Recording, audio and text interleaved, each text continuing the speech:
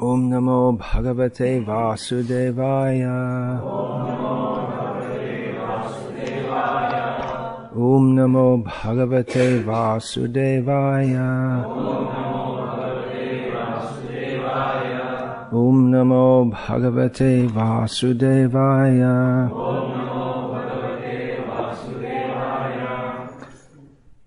Srimad Bhagavad-gita, as it is, translation and commentary by His Divine Grace, A.C. Bhaktivedanta Swami Prabhupada, Chapter 6, Text 37. Arjuna Uvacha. Ayati Shraddhayo Peto Yogach Chalita Manasaha Aprapya Yoga Sangsiddhim Kangatim Krishna Gacchati. Arjuna said, O Krishna, what is the destination of the unsuccessful transcendentalist who in the beginning takes to the process of self-realization with faith, but who later desists due to worldly mindedness and thus does not achieve perfection in mysticism? Purport: the path of self-realization or mysticism is described in the Bhagavad-gita. The basic principle of self-realization is knowledge that the living entity is not the material body, but that he is different from it, and that his happiness is in eternal life, bliss, and knowledge. These are transcendental beyond both body and mind. Self-realization is sought by the path of knowledge, by the practice of the Eightfold System, or by Bhakti Yoga. In each of these processes, one has to realize the constitutional position of the living entity, his relationship with God, and the activities whereby he can establish the lost link and achieve the highest perfectional stage of Krishna consciousness. Following any of the above mentioned three methods, one is sure to reach the supreme goal sooner or later. This was asserted by the Lord in the second chapter. Even a little endeavor on the transcendental path offers a great hope for deliverance.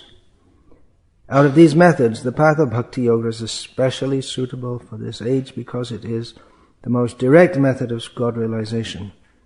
To be doubly assured, Arjuna is asking Lord Krishna to confirm his former statement. His means Krishna's.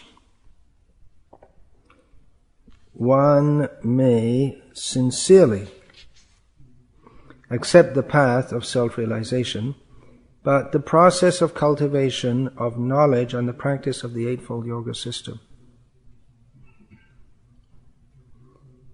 are generally very difficult for this age. Therefore, despite constant endeavor, one may fail for many reasons. First of all, one may not be sufficiently serious about following the process. To pursue the transcendental path is more or less to declare war on the illusory energy. Consequently, whenever a person tries to escape the clutches of the illusory energy, she tries to defeat the practitioner by various allurements. A conditioned soul is already allured by the modes of material energy, and there is every chance of being allured again, even while performing transcendental discipline. This is called Yoga Chalita Manasaha, deviation from the transcendental path. Arjuna is inquisitive to know the results of deviation from the path of self-realization. Krishna, here in Bhagavad-gita, is talking about something much more difficult than Arjuna perceived of as being difficult. Arjuna, he didn't see the fighting as such as difficult. For any of us to be involved in such a fight wouldn't be difficult. It would just be, we'd be finished within about 20 seconds of attempting to be in such a battle. Of course, fighting is generally difficult for anyone, even such a great warrior as Arjuna, and certainly when lined up against such great fighters as Bhishma, Drona, Pramukhata. But Arjuna found it very difficult to imagine attacking Bhishma, Drona, Pramukhata, the great personalities who he highly revered. So that was very difficult. But Krishna is speaking about becoming self-realized and free from all material attachments, which is a lot more difficult. And what to speak of us? Just as for us to even imagine being in such a battle, we wouldn't even want to be there in a subsidiary role. Apart from the lakhs and lakhs of soldiers, there must have been more cooks, carriers, water carriers, people to erect the tents, people to look at, doctors, people to drag off the dead bodies, washermen, prostitutes, possibly. People had any energy left at the end of the day. So there must have been a lot of people there, but I don't know if any of us could even be there in a subsidiary role, because it's such a ghastly scene. But Krishna presents Arjuna with much more difficult proposition to become free from all material attachments. And Krishna is outlining different systems of attempting to do that. And Arjuna here asks, well, what happens if you try and it doesn't work? Then what? You're a failure on both sides. You left your material prospects, and your spiritual prospects also failed. But Krishna will assure that nahi kalyana krit kaschit durgating tata gacchati. One who engages in beneficial activities, they never get a bad result from doing so. And Srila Prabhupada in his purport discusses how especially the jnanis and the yogis, they're more likely to face failure. There's never really a failure, because neha bhikruvanashosti pratyavaya navidyate swapamapyasya dharmasya trayate mahato bhayat. Even little endeavor, in sincere endeavor for self-realization, one is never the loser in that. One is at least saved from the worst degradation, at the very least. But especially on the path of bhakti, one is guaranteed success, because Krishna personally helps such a devotee. Now, it may seem also that in bhakti there are failures. People take to bhakti and they try and it doesn't work. It may seem like that. Srila Prabhupada, I believe twice in Bhagavad-gita, quotes a verse from Srimad Bhagavatam that Narada speaks to Vyasa, Tyaktva swadharmang charanam bhujam hare bhajanna bhagavata patettato yadi yatra kvava bhadrama bhudamu shaking kovarta aptang bhajato swadharmata. The purport of this is that if one leaves one's material activities to worship the lotus feet of Krishna, and in an imperfect, incomplete state, bhajan apakva, he falls down, still there is no inauspiciousness for him. On the other hand, there's no real auspiciousness simply in following one's material duties very perfectly. And material duties here means duties within the Varnasrama system. unless there's worship of Krishna. One is simply following Chari Varnasrama.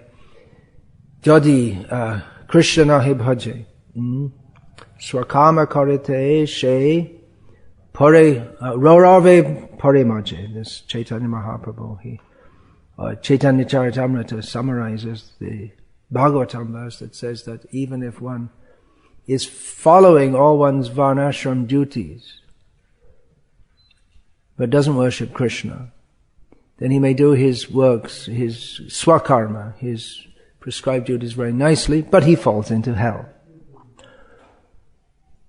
So there's no real question of failure in Bhakti Yoga. In one sense it can be said failure, but it's not failure, it can be called a setback.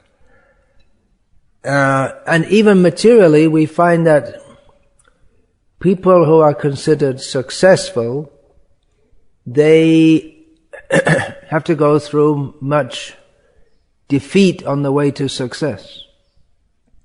Or they have many setbacks, and because they're willing to again and again apply themselves to the process of trying to be successful materially, then they may be successful. They may not be also. They may be defeated again, again, again. But there are many examples. There's a folk story, it may be true, it may not be true, we don't know, of one king in Scotland during the period when the Scots were fighting the English. I believe he was called Robert the Bruce, who was defeated again and again and again by the English, and again he'd regroup his armies, and one time he had just been defeated again, and he took shelter in a cave to hide from the English troops, and he was completely discouraged. And then he saw a spider within the cave trying to climb up, and it would fall down, it would climb up and fall down and climb up and fall down and climb up and fall down, and eventually it went up. And he thought, okay, I'll do the same thing. And he went back and he won the fight. Similarly, we hear of the King Puruvara, Alexander and Puruvara. Well, it depends which version of the story you accept. The Greek version or the Indian version of Alexander and Puruvara. I was going to say this, Edison, what's his name? Thomas Edison. It said he went through several thousand attempts to create an electric light bulb before he was successful. Is it? You all learned that at school?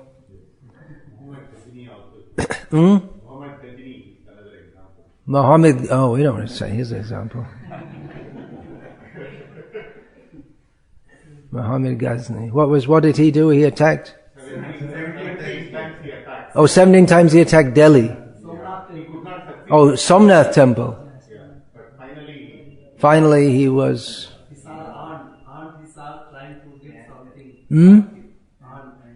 He saw an ant trying to lift something. It seems like a standard folk story.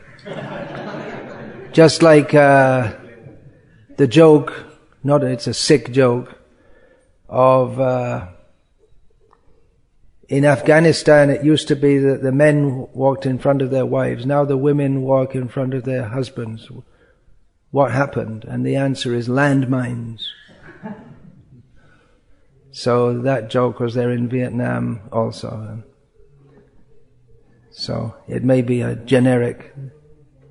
There are many things like that, actually. I'll get off topic if I go on that. All right, I'll say one or two. When I was visiting Majidpur, which is the village where Banshidas Babaji was born, one local Muslim boy, very, very with happiness that someone from his village had become a Mahapurush. That word's known among the Muslims in Bangladesh also. He told the story of how Banshidas Babaji invited all the local sadhus for a meal, but they wouldn't come because they didn't like him or they disrespected him, and no one would come. And so anyway, he had a whole big feast prepared, and no one came, and the followers were thinking, why is he doing this when no one's agreed to come? And then he said, when it was all ready, he said, go and call all the dogs at Navadvip. And all the dogs came, and they all sat very politely and took the feast very nicely. But actually that story is told about Radharaman Charan Das Babaji, not about Vangshi Das Babaji, but it gets told about someone else. Another story I've heard in various ways related to different Babajis and this and that. I heard it about Jagannath Das Babaji, I heard it in Vrindavan and this and that. That one disciple came up and said that, well, in the night, and said, oh, there's a big festival going on the other side of the river. Can I go and join it? And Babaji Maharaj said, no, please let me join it. No, let me join it. No, okay, if you want to go, but don't eat anything there. So he went to the disciple went to the festival. He was given food, but he said that, well, I can't eat, my Guru told me not to eat. So just give me something. And he wrapped it up in the leaves and brought it back. And the next morning he opened it, and it was full of blood and mucus and hairs and bones. And Babaji Maharaj said no one eats in the middle of the night. There was a ghosts festival. That's why I told you not to go.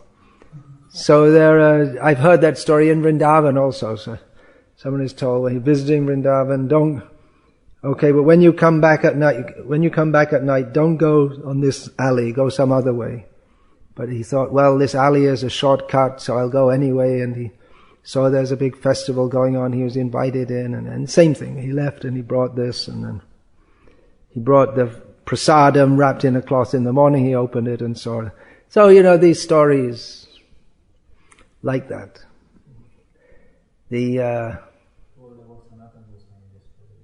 Which one? About Sanatan Goswami, yeah. You've heard it in relation to Sanatan Goswami, yeah. I've heard stories told about myself. That it's another sannyasi. Then what is that? There's the story of the detective who is sent by the enemies to spy on the sadhu and find some fault, and he ends up becoming his disciple. There was actually a case of that with Bhaktisiddhanta Saraswati Thakur, but it seems to be a common one, that they send someone to try and make him fall down, and then they become a disciple. That happened with Haridas Thakur and the prostitute. Anyway. Yes, which I'm a failure in. I'm a failure because I went off the topic of the lecture, and I can't remember what I was supposed to speak about. Oh, anyway, what is the loss? Kovarta aptang bhajatang swadharmataha. So,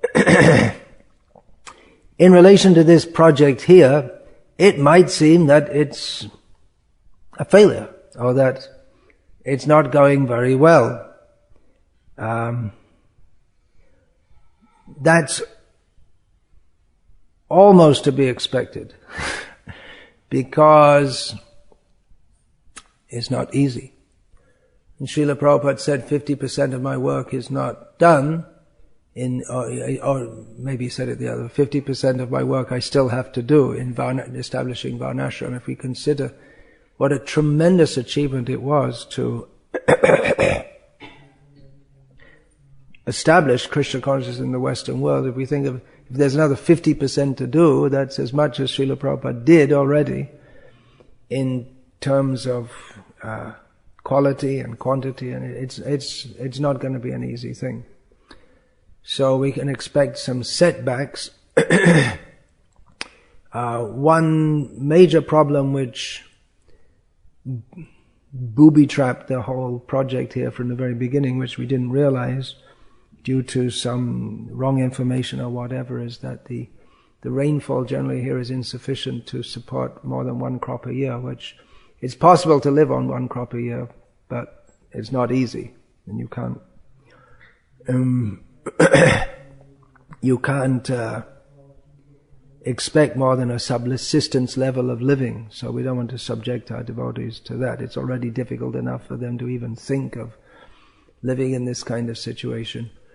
So it may seem like failure, and people will criticize, oh, Varnasrama, that's all nonsense, it can't be done. And maybe later, a few generations later, and this Gurukul, that's all so nonsense and all this and that. But we shouldn't give up. Just as Srila Prabhupada, he was in Jhansi. His project for establishing Krishna consciousness in Jhansi, he wasn't only thinking of Jhansi, he was thinking of a worldwide, he founded a movement, the League of Devotees, which is very clearly meant for worldwide dissemination of Krishna consciousness. Now, Jhansi might not seem the best place to start a worldwide movement, or even an India-wide movement for that matter. Maybe in Jhansi you wouldn't expect to do much more than Jhansi district, or the areas surrounding it, because probably most people in India have never even heard of Jhansi, let alone people around the world. So superficially it was a failure, but Srila Prabhupada persisted. He went to America, nothing was happening. After months and months and months, there was no sign of any progress. Srila Prabhupada was, materially he was surviving, practically, that's all. Just about surviving. But he pushed on, and Krishna eventually rewarded him, bringing the Ganga to what is now Ganga Saga. That was eventually done by Bhagirath Maharaj after several generations of trying. So, Srila Prabhupada also quoted in this regard, that comes up in that book, The Perfection of Yoga. There's English saying actually, failure is the pillar of success. And he quotes the example of Vishvamitra, who failed in his yoga process, but he went back and he persisted. He had a long lifetime. We don't have that luxury. If we had the lifetime of that the yogis had previously, then generally that would be many generations by today's lifespan of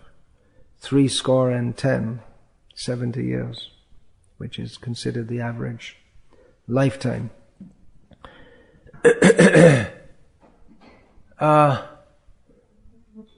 So it may seem we wasted time and effort, but in Krishna consciousness, nothing's lost if we're sincerely trying to serve Krishna.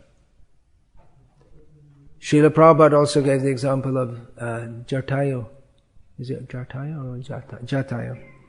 Who attempted to stop Ravana abducting Sita, although it was impossible. There's no question of Jatayu being able to stop Ravana. But he tried.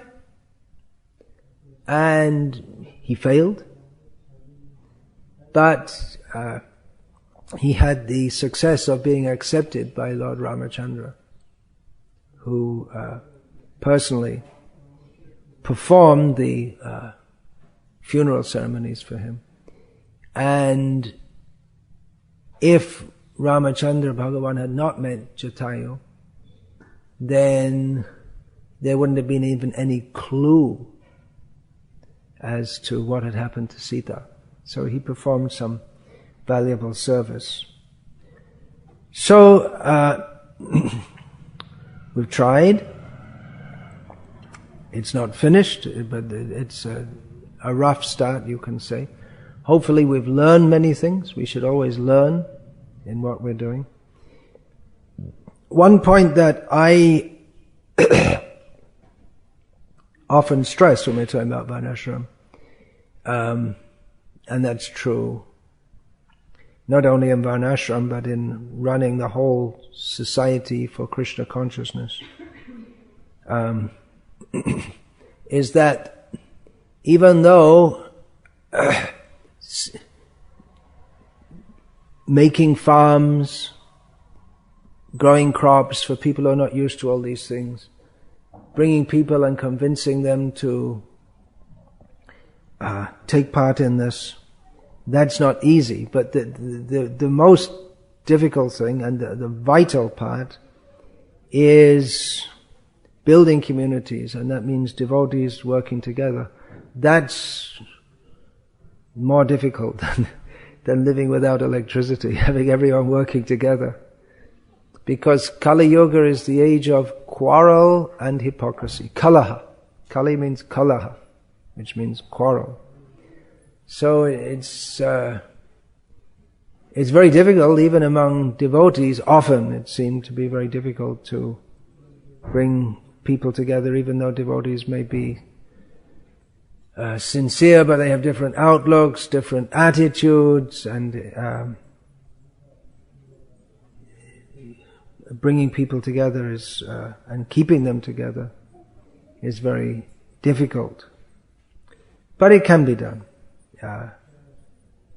This particular project is going through a rough patch. We can say the main reason for that is not the lack of rainfall. That's a long-term difficulty, but the main reason is because of some very poor human dealings, the way devotees have dealt with each other. But we should learn from that. Also, we should try to learn from that.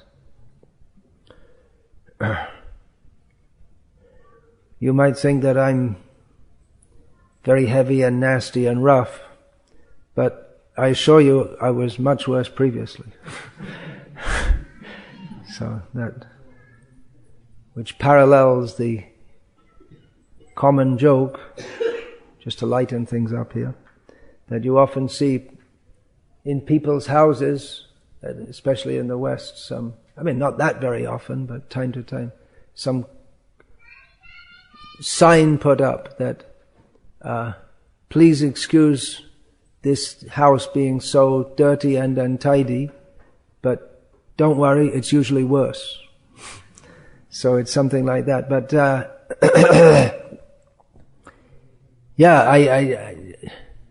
I was working for many years under the guidance of Prabhupada Swami, which, although people may say about him, well, he's a failure, but as far as I'm concerned, having spent many years serving under him, his activities were certainly not a failure. He did so many good things. So at some point I saw that he's so much better at dealing with people than I am. So I tried to learn. I deliberately tried to learn something from that, and so I was worse. So we can learn and go forward. There's no failure. In this Varnasrama experiment, we can expect there will be setbacks, but we should learn. One thing we can learn from this, there are many things we can learn here. One thing is to be more careful before we settle on a site for any project, because the water scarcity makes things very difficult here. Even if you have a good team and good leadership and everything else all favorable, if the land for any reason is very difficult, then it just makes everything so much more difficult.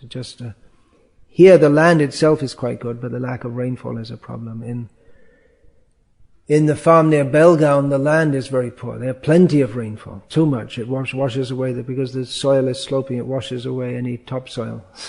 So, but the land is very poor, which makes everything very difficult. So, that's one thing we should learn.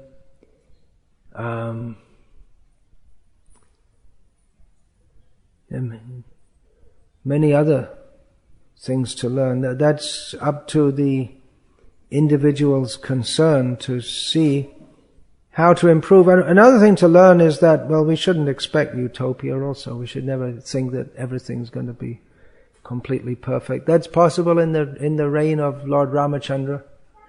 But after defeating Ravana, then everything was nice. But then again, for circumstantial reasons, Sita had to go away, and that caused so much grief to everyone. So we shouldn't expect utopia is one thing. Then we can learn about dealing with different devotees, how to bring out how Srila Prabhupada was expert in bringing out the service spirit of devotees. So that's a great art to bring out the service spirit. Of course, Varnasrama means we're dealing with all different kinds of people. So we may be dealing with people at various levels of motivation. Not everyone's motivation is going to be completely pure, but in beginning a Varnasrama project, we have to have devotees who are really dedicated and understand the purpose, and who are willing to sacrifice, as devotees here have sacrificed and given much dedication and commitment, and that is to their great credit. That should never be overlooked. How to bring out the service attitude. Now this is a very important point, because it's possible to bring out the service attitude of others by giving, as Srila Prabhupada uses the word allurement several times in this verse, by some allurements. I remember years ago the first Namahata festivals being held in Mayapur. This is after Srila Prabhupada had passed away, and I heard there were prizes being given for those who had made the most devotees. Prizes like bicycles, which in those days was quite a gift. So the idea is that the persons, they can get around more to cycle. And I thought, wait a minute, what's going on here? Giving prizes for making devotees? What's going on? It seems to set the wrong kind of tone, which is why I'm also not in favor of these Gita competitions, Gita Champions League and all this kind. And they give prizes, 2 lakhs worth of prizes, and it sets the whole wrong tone for approaching Bhagavad-gita. Approaching Bhagavad-gita in a spirit of service, or wanting to, imbibing Bhagavad-gita, the teachings of Bhagavad-gita should take us beyond such petty considerations as getting some material gain or showing ourselves to be better than others. I understood Gita better than you. I'm better than you. But this is more like Duryodhana's attitude than Arjuna's attitude. So it is possible to induce people to serve Krishna by various material allurements, but that won't inculcate a spirit of selfless service that leads to devotional service. Or we may say, well, we're making facilities so that people can come and serve. That's all right. As Srila Prabhupada wrote that he was at Krishna Balaram temple in Vrindavan, he was making some facilities because the American and European disciples, they're not used to the normal austere way of life that people live in Vrindavan. So he made, the facilities weren't much. I mean, it's rooms with rooms and showers and toilets and fans, but most people in Vrindavan didn't have those things at that time. Well, they had rooms, but not toilets and showers and running water and fans. Most people didn't have those things, electric fans. So there's some minimal facility, but it's not exactly offering sense gratification, but it's offering some facility for living. So it is possible to induce people to serve by some material allurement. And even Srila Bhaktisiddhanta Saraswati Thakur clearly indicated that he gave titles and positions to devotees just to keep them engaged in devotional service, because they need that for boosting their ego, so to speak. But that's not. That won't help people. That can help to get a lot of things done, but it won't help people to advance in Krishna consciousness. So you may say, well, why did Bhaktisiddhanta Saraswati Thakur do it? Because he wanted to get a lot of things done, wanted to establish a mission, which needs capable people to do various activities. So in all these activities, pure devotional service, selfless service to Krishna, that has to be the thread running through. And in that endeavor, there's no loss. There's no loss. As Satsvarup Maharaj wrote in Srila Prabhupada Lilamrita, a very important observation, that Srila Prabhupada, after several months in America, had no disciples, no movement, no apparent progress, and for months and months he'd just been living and trying to preach, but really there's nothing to show for it. But Satsvarup Maharaj made a comment that even if later on the whole movement had not developed and so many devotees had come, still Prabhupada's endeavor was successful because he was following the order of his spiritual master and he was pleasing Krishna. So that is the success. We can't measure success in devotional service in exactly the same way as we do for some business success. Here in India, children are told you have to be a success, which means you have to earn plenty of money. That's what it means to have which gives you a prestigious position in society. If you earn money, that's considered prestigious. Vittameva kalo nunam janmachara gunodaya. In Kali Yuga, if one has money, he's considered to be aristocratic. Janmachara guna. He's considered to be very high class. If you have money, somehow or other, if you have money, doesn't matter how you get the money. This Kingfisher Airlines owner, what's his name? Anyone? Vijay Mallya. So his success, he's a big success, but he's from alcohol, selling alcohol, which was, in traditional India, alcohol is considered extremely low class. This is just, you can't even think of, anyone who takes alcohol is just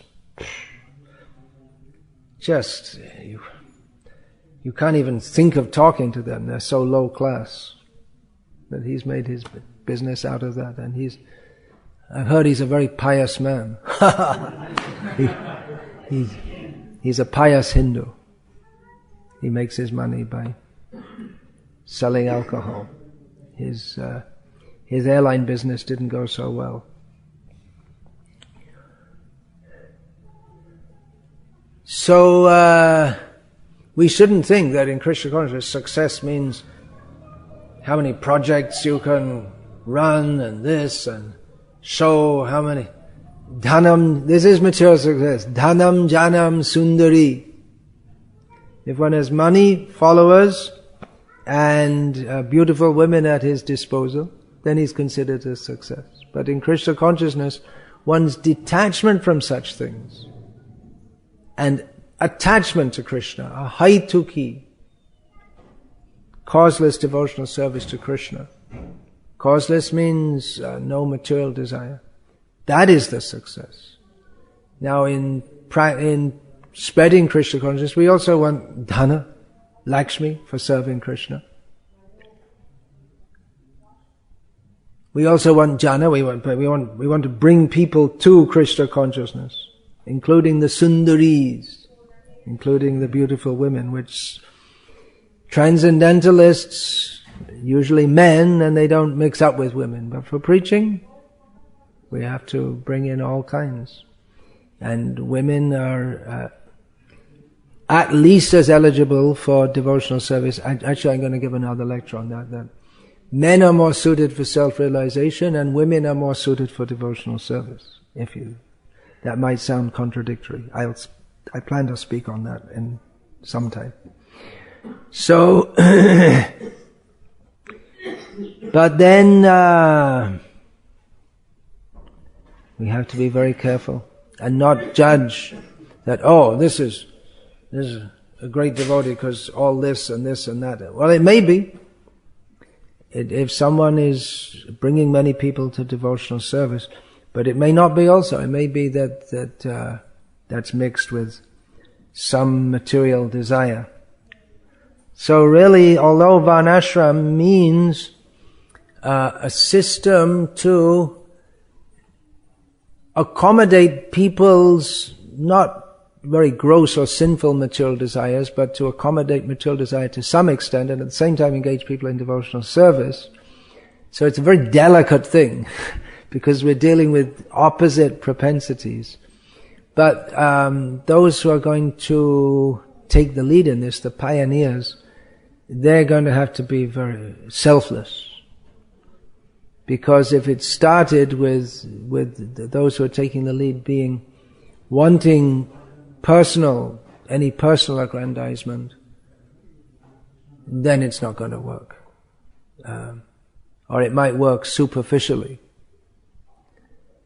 Just like there are many temples in our movement which run on efficiently, but everyone's paid. So, although things go on nicely in some ways, but if everyone's paid, then it can't be pure devotional service because there's some other motive is there. It's how do you do that? How do you balance all this? In many temples, traditional temples, the pujaris, well, they need something to live. They're householders, so they get accommodation. They have ancestral property which belongs to the deity, but their family, generation after generation, lives in those quarters. And often they get a share of the prasadam. There's lots of prasadam cooked, and the different families get a certain quota of it. And then they not only the pujaris, but there are so many people serving in the temple apart from the pujaris. There may be water carriers and this and that, and they'll get prasad, and then they'll sell that to others. Or from the temple lands, they'll get so much rice, one mun, which is about 40 kilos, or so at every harvest or whatever. But now the temple lands are all occupied by squatters, and the government's taken it away, and all this kind of thing. So then what to do? Give them some money.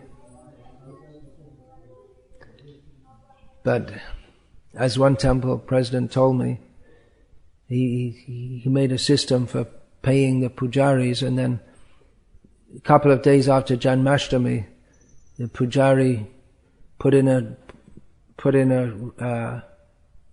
written request for overtime payment because he'd stayed up till midnight on Janmashtami. Legally, he has a right to do so. They're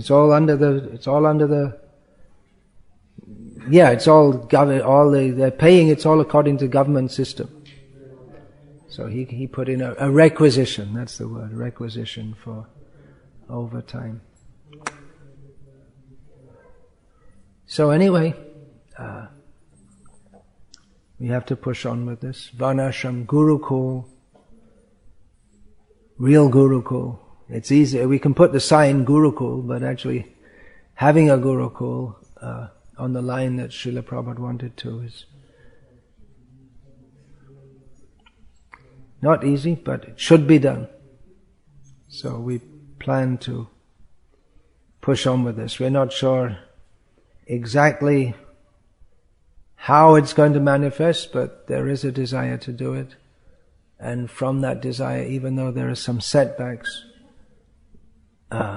Krishna willing, this can go forward nicely in Krishna's service. So far, the other two gurukuls that were set up by devotees associated with myself, one in Gujarat and one in Tamil Nadu, they're going on quite nicely and steadily.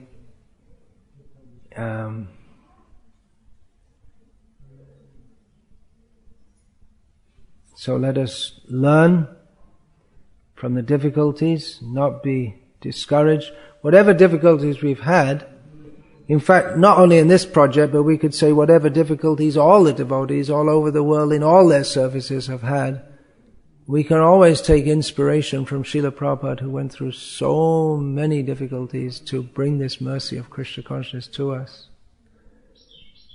And there were setbacks, and it appeared that he was going nowhere, and he was just idealistic, and people who knew him, they might have said, well, after Jhansi followed up, just see, what old man, why is he wasting his time all this preaching and this and that? People may have criticized, his own godbrothers, or family members may have criticized, why is he doing it? They're almost happy that his efforts in Jhansi didn't work, so that they can criticize. So Srila Prabhupada wasn't discouraged by this. So we should also not be discouraged. Well, it's natural to be discouraged, but we should rise above that by transcendental knowledge and go on in Krishna's service. Hare Krishna. Any question about this? I'm not going to take any pointed or personal questions, but general philosophical questions. I've spoken about this particular project, but in a general philosophical way. So we don't have to get into, well, he did this and they said that and all this kind of thing, which takes away our energy and causes all the problems. Yeah. You were giving example of bringing Ganga by Bhagavad-gita. Yeah. So it took many generations to bring Ganga. It took many generations to bring the Ganga. So does that mean we should now we'll just lie back and drink some lassi and we'll wait for future generations to bring the Ganga, to establish Varnasrama? But they were trying in every generation. It's not that they stopped trying, they went on trying. So we should go on trying. Whoever tried was benefited by Ganga, by meditation on Ganga, by contact with Ganga.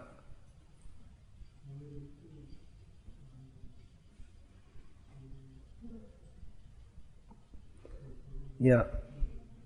The purport to these words, when people endeavor done on this path saves one from the greatest danger, and the greatest danger is to fall back into this cycle of degraded species. So you say that it's also for jnanis and yogis, or just for the... It's also being saved from the greatest type of fear also for jnanis and yogis? Well, it appears so from the purport that we read today. So they also get... Yeah, anyone who's actually following the Vedic path of jnana or yoga, they're not going to take an animal birth. Generally speaking, unless they make some serious offense or whatever. But generally speaking, pious people don't take lower births. Even the karmis, they won't fall into a lower birth, although they're more liable to, because their process is not so developed. But jnanis and yogis, they don't fall down to the lower species. But how do we understand it? Bharat Maharaj or Indradyumna Maharaj? Bharat Maharaj and Indradyumna Maharaj, how do we understand their exceptions to the general rule? But they're also delivered ultimately.